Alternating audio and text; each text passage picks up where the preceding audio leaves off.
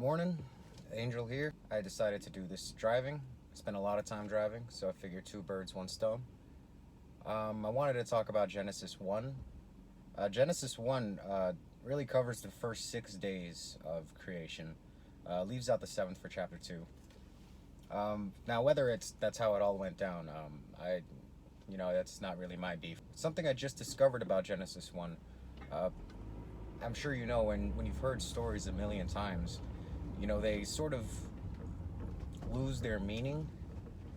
But going over it now, preparing for this series of videos, I've discovered that it's really about balance. It's about how things in the universe complement each other. God made the sun for the moon, or he made the moon for the sun. Then he made night for day. He made the land for the sea. There's a clear distinction between the creatures that live in the waters and the creatures that fly in the air. Even Adam and Eve come into the last few verses of chapter 1. They don't really get into the story, but it goes on about the same thing. The man is to the woman what the sun is to the moon. And that's beautiful. Every belief system covers something about balance, I've noticed. The past year I've been studying a lot of yoga. Buddhism has come into my life many occasions. A lot of people like Buddhism. Yin and Yang, I would say, is the most obvious idea of balance in any belief system. I haven't really heard too much about that in Christianity, but if I missed it when I was a kid, maybe I'll come across it again now that I'm an adult. I'm sure if we went over other belief systems, it would be more of the same.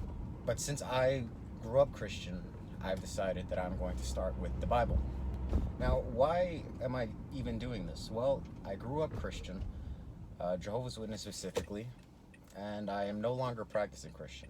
But that doesn't mean that I think the Bible is, nonsense, or I stopped believing or anything like that. I wouldn't say I believe in a literal God, but to me God does represent not really a man in the sky. So far in the few chapters I've gone over, God really seems to be more of an objective truth. God tells you how it's going to go, and it goes that way. Like after every day in creation, God says it's good, and it's good. You don't got to test it, you don't got to try it out. Don't got to put no weight on it. Don't got to give it one of these. It's just good to go right out the factory. And we'll cover more of that. This video I'm going to keep very short.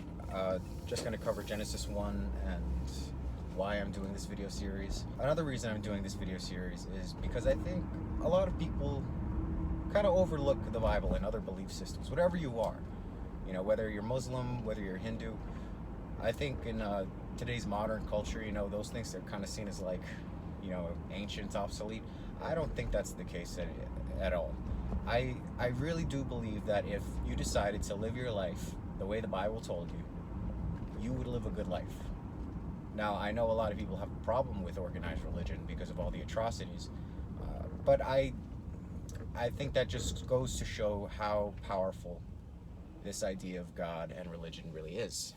Another reason people may not like religion is because they feel like it's boring. A friend of mine told me, I told him that, like if you live by the Bible, you'll live a good life. He's like, yeah, but you'll live a boring life. And I'm like, is that your biggest worry, being bored? Like, bro, I would love to be bored. You have two choices in life. You could either be bored or you can suffer. Now, I've suffered. I'm done suffering. I don't want to anymore. I'd rather be bored. If you're bored, that means you're not suffering. So that's how I believe. That's what I think on that. Anyway, I think that kind of sums up this video. We'll pick up again with Adam and Eve, the story of the fall. Until then, I don't know, do I need like a catchphrase, a going out phrase?